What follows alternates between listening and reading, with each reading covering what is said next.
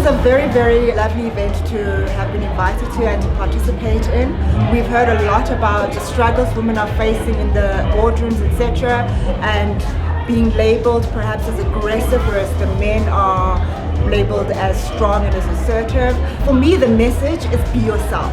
If you are a soft person, be your soft self. You don't need to be aggressive and adopt male attitudes and traits to be successful. I think a lot of the challenges are largely societal, so we still unfortunately work in a male-dominated world, in a society that's governed in a male way, and we still largely work for organizations that are structured around men, and that means there hasn't been space for women to bring their full selves into the corporate environment. We still have a job to do as ladies to educate men on how we address these systemic challenges, and hopefully in doing that we'll start to slowly change the perception of society around women in the workplace, and particularly women in ICT. I think the key message that I'd like women to take away today is that we all have the ability to be mentors. I'd like to challenge the status quo of somebody needs to be invited to be a mentor. We're women, we're natural nurturers, and we all have the ability. So I'd like women today to go and identify somebody that they can start to mentor organically without waiting for an invitation to do so. We know the numbers, and the more we remind ourselves of the numbers, the more discouraged sometimes we get. And what I noted in today's conversations is about the solutions and the opportunities that we have, instead of looking at the challenges as the barriers. My advice to my younger self would be to have a lot more belief in myself. I think I second guessed a lot of my capabilities, and I didn't see what others could see in me.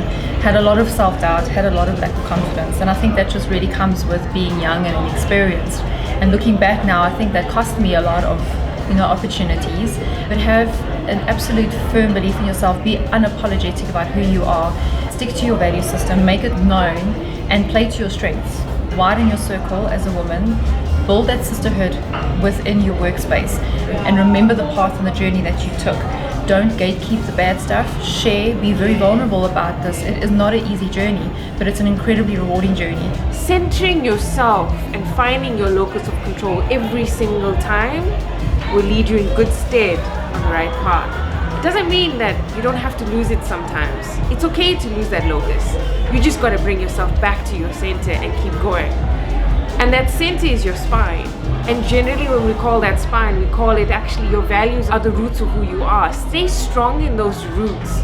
Your branches will sway now and again because the wind comes. But the reality is you'll never break because your roots are firmly in the ground. The biggest challenges are still the woman having to be a career woman at work and being a mother at home as well. The working hours in IT are very long, and you still have to pay attention to your family. So for me, I think we need to strike a balance in there. So those are still challenges that need to be addressed. Women have as much rights as men, and if we put our minds to it, we can be in any title or any position that we deem fit. Women can achieve greatness, and as long as we're there to lift each other up and adjust each other's crowns, there's nothing that can stop us.